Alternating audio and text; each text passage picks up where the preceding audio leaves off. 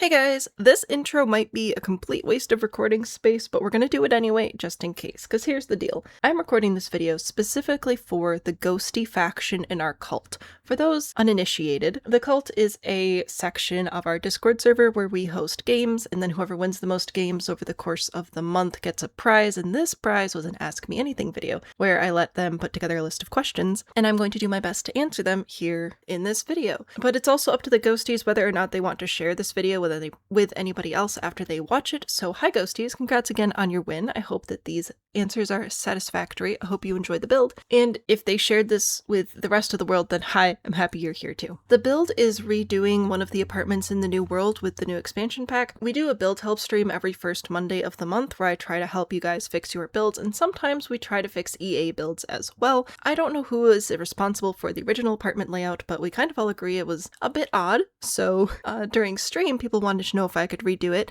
and I had a good time, but I was too tired to finish it, so I'm coming back today to actually build it. Depending on how long this video is, you may see the entire initial reconstruction and redecorating and everything, but I also made a starter version because the version that I made first was way too expensive. So there are two versions of this apartment on the gallery. Information about that will be down below. And this is a different layout than I did on stream because on stream I didn't quite put the windows back in the correct spot, and that really influenced where the walls went. So now that you know everything you need to know about the build, let's get into the questions. There are 5 of them. The first question is, tell us a story from the pre-Sahm days that's just so classic me. And I was trying to think about this, and I realized, first of all, that my brain is so full of like parenting now that it was really hard for me to think of anything before the last several years. Just everything I do pretty much is either this or child, you know? So I was thinking about it and I was thinking about it, and I'm like, okay, well, how about if I just start with what is just a classic me trait? Taking things too seriously. That's what I do. So I was trying to think, okay,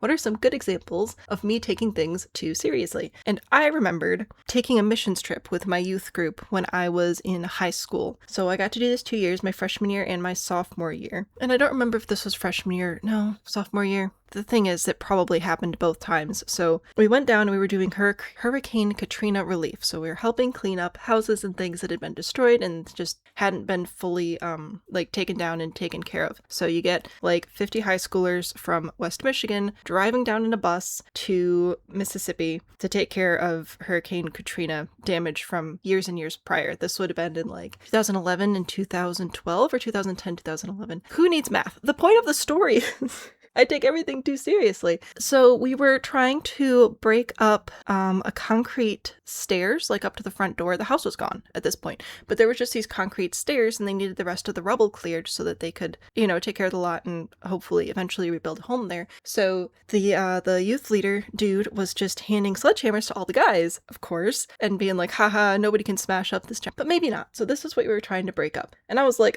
excuse me. So I walked on over there. At this point, I was probably 5'10". I was close to my full grown height, and I was quite thin though. I walk over there and I'm like, hey, let me try. And they're like, haha, girl, freshman, doesn't know anything. No. So I took that down because I wanted to, and I took it too seriously, and I had a lot of practice from chopping wood. And looking back, I think that they were just trying to keep the boys out of trouble while the girls took care of other things off to the side. But no, I took that way too seriously, and I was like, no, we need this gone, and you guys suck, so I'm gonna take care of this now. So we did that. And then there was a different house location, and part of that was pulling up floorboards. So that was really fun, that I again took very seriously. We didn't need to preserve the floorboards, obviously, because hurricane damage, you can't reuse the boards, but that didn't matter to me. So I was just going through and I had my whole system set up of exactly how I was going to pull up the boards and make sure that the nails weren't going to get in anybody's feet. And I was going at it, and then I turn around and there's all these useless high schoolers just smashing stuff up willy-nilly. And I'm like, excuse me, this is not the most efficient, optimal way to do this. So I obviously had lots of friends, and there you go. There's me taking things too seriously, even as a high schooler. And that was just a story, an example that came to mind of me trying to not intentionally show off. I was just trying to get the job done. It wasn't that serious. We were having a good time. We were getting work done. I was treating it like a full-blown job. You know what? We cleared out a lot of rubble, though. We did a lot of really good work. It was good stuff. Hopefully that's acceptable. I don't know. question number 2, what would be my dream collaboration opportunity? I kind of already did it when I got to go over to Greenfield Village. I don't think that there's a particular organization or a particular historic society or anything like that that I dream of working with specifically right now, mostly because I just don't know enough about a lot of them. I know a little bit about some local to me, which I won't talk about because they're local, and I knew about Greenfield Village, which is over in Dearborn, which is in the Detroit area, the thumb of Michigan, okay, over there. And I had the opportunity to go over there, which is where this video and this video came from, as well as a handful of shorts. And just the opportunity to work with people who take preserving history in a way that makes it accessible to a new generation seriously, like I do. That's a lot of the motivation behind my Build Like a Nerd series. I have a lot of different motivations. Some of them don't seem like they should fit in the same bucket, but they do. And one of them is taking history and presenting it in a way that is fun and interesting and works for new types of media and new ways to engage with different, the different tools we have at our disposal. So kind of already had the dream collaboration opportunity, so I would just want to expand on that, I guess. Like, I would love if somebody out of state offered to fly me out. I hear that there's a lot of really good stuff in Connecticut, so that would be fun. I would love to go see like the Painted Ladies in California. Go up to the Pacific Northwest, actually, to go see some of the very unique mid-century architecture they have over there. I don't even care about mid-century, like as an architecture style. It's not one of my particular favorites, but they had some really unique takes, and I would love to go see some of those key points of architecture in person, but with somebody else paying for it. That's my dream. I want somebody else to pay for me to go look at cool stuff. All right. Literally anybody who's going to offer me that collaboration, dream collaboration right there. Question 3. If I had to make my own complete expansion pack, what would it include? Dream world, architecture style, gameplay gimmick, so on and so forth. So I feel like there are 2 ways I could go about this. Either I could do like a very Sims community focused pack where I just try to identify the biggest holes, like the biggest gaps in what we have available to us and try to fill those in. Or I could go the selfish way and just do something that I think would be a great addition despite what anybody else may think. So I'm going to go the second route today. And I've talked about it before, but I'm going to talk about it again. I want a Michigan pack. I want Michigan. Michigan is so different and unique. Like, geographically speaking, we have some of the best beaches in the world, but they're on freshwater lakes or inland seas, or I don't even know how they're supposed to be classified. The Great Lakes, they are great, okay? We have cave systems galore, we have dunes, we have forests, we have, I don't know if they're like large enough to be full-on plains, like we're not like the Great Plains, but we just have so many different types of topography. Most of Michigan would have been a swamp, and the Dutch came over here and figured that out. Thank you very much to the immigrants from the Netherlands for letting us live here. I appreciate you so much. Like, there's just so much going for us in the nature aspect. And then on top of that, because Michigan has unique biome, we have white pine, and thanks to the white pine, we had a massive lumber industry, and thanks to the lumber industry, Grand Rapids became a hub of furniture development. So like late 1800s, early 1900s, really, if I'm remembering correctly, because I didn't Google this before recording this, Grand Rapids became a furniture manufacturing warehouse is the word that comes to mind, but it's not the right word. The word that means like the big place where it really happens, and it's super cool. So anyway, we have a lot of history in lumber and furniture development, and we have a lot of incredible Victorian and Tudor styles. So that, again, late 1800s, early 1900s, like we just have a lot going for us there. So I think that it would really help branch out build catalogs in the Victorian style, in the craftsman style, in the modernist style, not necessarily mid-century, but like before that, the modernism movement. So many opportunities to show off Michigan's influence and history because of its connection to lumber, right? It's all about the materials. So there's the build catalog sorted out. I would do just 1 or 2 solid sets with every height, door and window and archway in those like core styles that we have so much influence over. So I do those. Also, technically, could you bring in cars with Detroit and everything? Yeah, I guess so, but I don't think I would do that. I think I'd focus more on the west side or possibly the UP. Pictured Rocks is amazing, so we could definitely do that, but I think it would be a great opportunity to bring in surfing because we already have several ocean-themed worlds and we don't have surfing. We have 1 or 2 or maybe 3, I don't know. We have a lot of worlds based on California. We've got other worlds based on oceans. We do not have surfing. Why not? I don't know, but lots of people people surf on Lake Michigan and Lake Superior and probably the other lakes too, but I'm not on that side of the state, so I don't know. I haven't seen them, but we could bring in surfing and wakeboarding, which I think would be so fun for kids, like as a new kids activity to bring in wakeboarding. So that's a thing. Also kites. We have an epic kite festival in Grand Haven.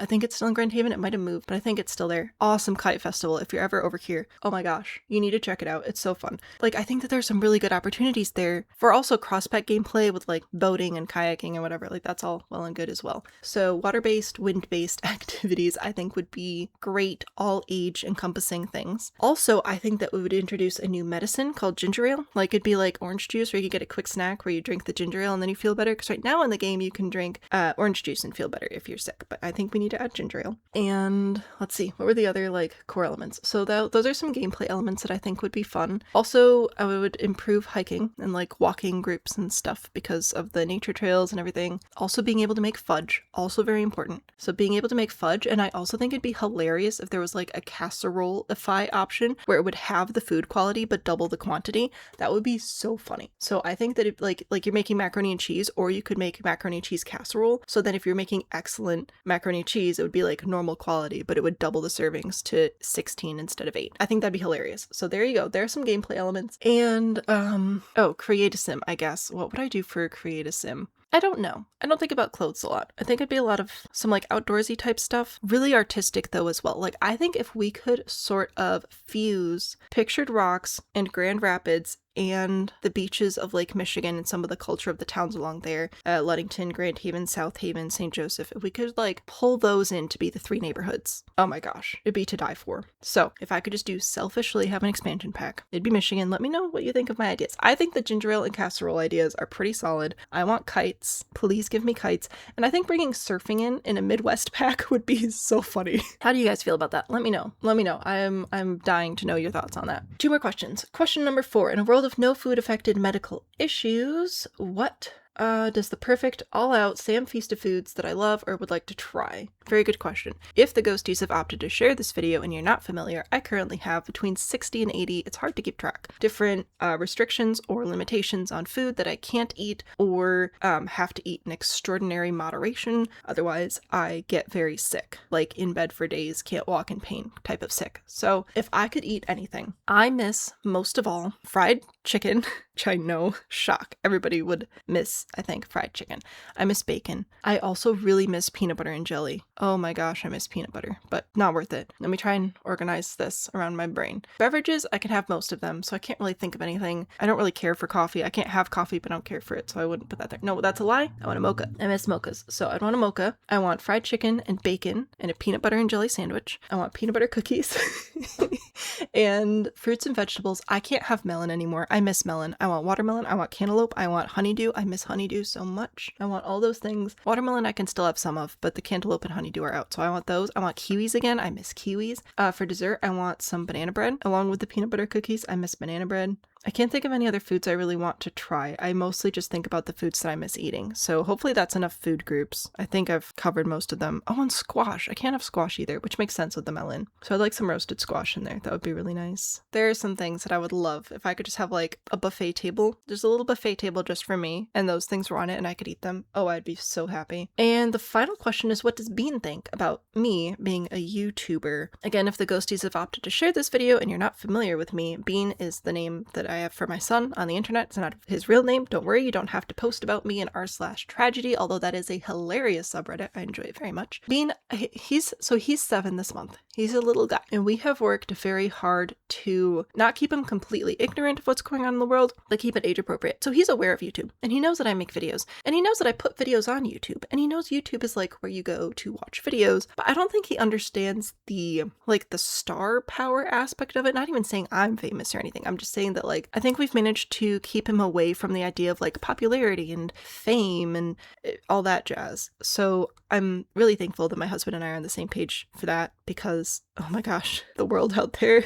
The kids are facing so much pressure from these just insane standards because videos are all edited. I'm cutting out so many mistakes from this video even, and this is just a casual rambling, you know? So I'm very thankful we've been able to keep that away from him. So he has a general concept of what I do, but I think the like grandeur of it, where maybe one of his friends would meet me and be like, oh my gosh, you do what? Which again, we don't like share that because we don't want that to happen. But yeah, he doesn't have that concept. It reminds me of, so my mom, one of her jobs before she had multiple children was decorating cakes, and she was quite good at it. And I think that he views me making videos the same way I watched my mom make cakes, where it was more of a surprise to me when I realized other people's parents didn't decorate their cakes. And if I'd thought about it, I would have gone over to my parents' house and tried to find some pictures of our old birthday cakes. I'll try to find some like similar images on Pinterest just to give you a general, oh, I'm so sorry, I smacked the microphone, a general idea of what I'm talking about. But I'm talking about like erupting volcanoes with dinosaurs running for their life. One of them was like a dirt bike going down a trail, and it looked like so natural. It was so cool. And one of them was a pool, and it was all Teddy Grahams inside the pool swimming around, but the pool was made of jello so you could actually see into it. So my mom did stuff like that, and to us it was very normal. Like, you just have a really cool cake for your birthday that your mom makes, of course you do. And then as we got older and went to birthday parties, and all these other cakes came out and they were ugly and they didn't taste good, and they came from a store, and we're like, excuse me, what do you mean? And that just blew our minds. So I feel like if anything, that's gonna be the relationship he has with me making content, is like, what do you mean that your mom doesn't do this? What? Which is exactly how I want it. And that wraps up the video. I don't know how much was in the video because I didn't edit it yet, but if you liked it, yay! If you didn't like it, I'm sorry for wasting your life. I hope that you go do something much more interesting next. This was fun. Thanks for being here, whoever is watching this video, and congratulations again, Ghosties, on winning. And if you are watching this and you're not part of the cult, again, it's in the Discord server. You become a convert to the cult, and then you can join a team and win prizes, and it's great fun. So there's the pitch. Information about the gallery uploads is in the video description down below, and I'll see you guys very soon here. Bye!